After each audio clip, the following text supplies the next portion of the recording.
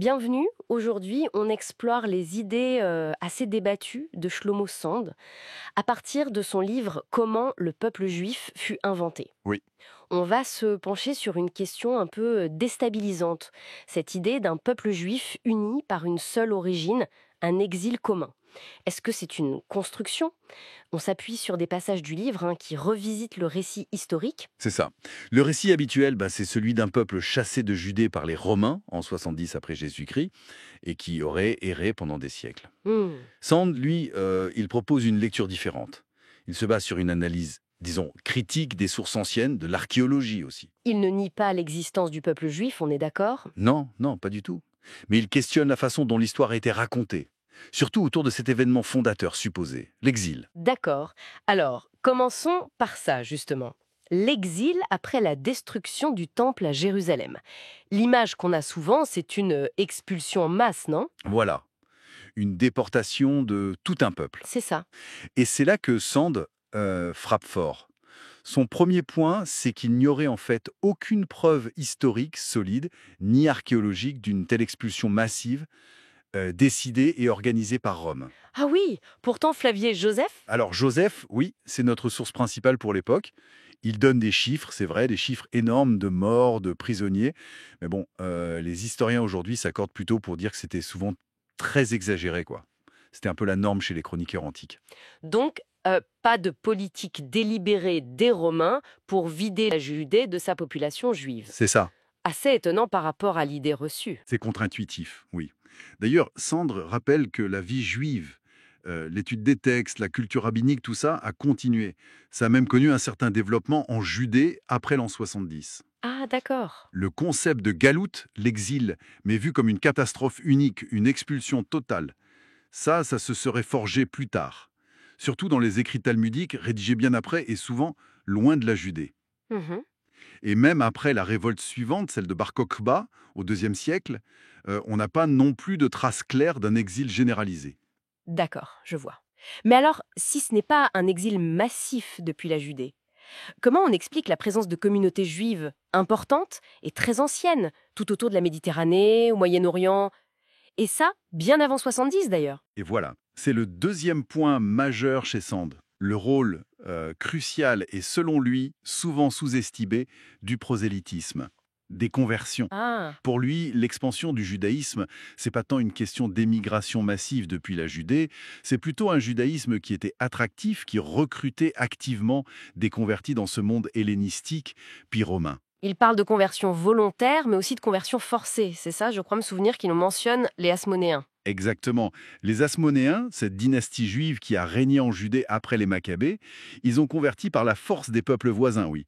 Les Iduméens, les Ituriens en Galilée. D'accord. Mais il y avait aussi, et peut-être surtout, beaucoup de conversions volontaires. Des auteurs comme Philon d'Alexandrie ou Flavius Joseph, encore lui, en parlent. Oui. Joseph écrit même un truc assez fou, qu'à Damas, quasiment toutes les femmes païennes s'étaient gagnées à la religion juive. C'est sa formule. Incroyable! Ce dynamisme missionnaire, alors ça expliquerait en grande partie la diversité de ces communautés juives l'ancienne. C'est la thèse de Sandre. Rome, par exemple, avait une communauté juive très importante et très active pour attirer de nouveaux membres. Ce qui devait pas toujours plaire aux autorités. Ah non, ça créait pas le fois des tensions, bien sûr. Parce que se convertir, ça voulait dire abandonner les cultes officiels. Le culte impérial, c'était pas rien dans l'Empire romain. Je comprends. Et Sand va même plus loin, non? Il ressort des histoires un peu oubliées de royaumes entiers qui auraient adopté le judaïsme. Là, on est carrément hors des clous du récit habituel. Tout à fait. Il met en avant, par exemple, le royaume himyarite. C'est au Yémen actuel. Les rois se sont convertis au judaïsme. On a des inscriptions qui le prouvent. Ça se passe entre le 4e et le 6e siècle. Himyarite. D'accord. Et puis il y a surtout le fameux royaume khazar. Une vraie puissance entre la mer Noire et la Caspienne. Là, ce sont les élites, et une partie de la population qui était d'ailleurs très mélangée ethniquement, qui auraient adopté le judaïsme vers le 8e siècle. On a des sources assez variées qui en parlent. Les Khazars. Et il mentionne aussi des tribus berbères en Afrique du Nord. Oui, Ibn Khaldoun en parle, il évoque des tribus berbères judaïsées, avec la figure de la reine Kaena par exemple. Bon, alors la question qui vient tout de suite, pourquoi ces histoires de conversion massive de peuples entiers qui deviennent juifs, pourquoi c'est si peu connu? voire passés sous silence. C'est le troisième point crucial de l'analyse de Sand. Il suggère que l'historiographie moderne, surtout à partir du 19e siècle avec la montée des nationalismes et puis du sionisme politique, Oui. a privilégié un autre récit, un récit qui mettait en avant l'idée d'un peuple ethnos unique, défini par une origine biologique commune qui remonterait à la Judée antique et uni par l'épreuve de l'exil. Une sorte de récit qui insiste sur la continuité du sang, en quelque sorte. Une lignée. Voilà, c'est un peu ça l'idée.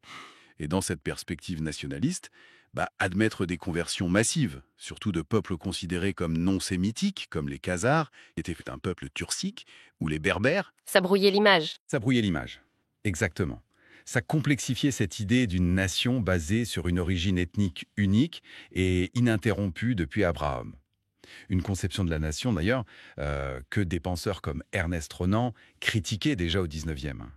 Renan rappelait que les nations modernes, c'est avant tout des constructions politiques, culturelles, un plébiscite de tous les jours. D'accord, donc si on essaie de résumer la pensée de Sand, en tout cas telle qu'on l'a explorée ici, il nous inviterait à voir l'histoire juive moins comme celle d'une nation ethnique qui a été exilée, Mhm. et davantage comme celle d'une communauté de foi très dynamique qui s'est diffusée largement par la conversion, donnant naissance à des cultures juives très diverses à travers le monde, sans forcément de lien biologique direct avec les anciens habitants de la Judée. C'est ça. L'idée d'un peuple-race, pour reprendre une terminologie d'époque, ça serait une invention plus moderne, liée au nationalisme. C'est tout à fait ça.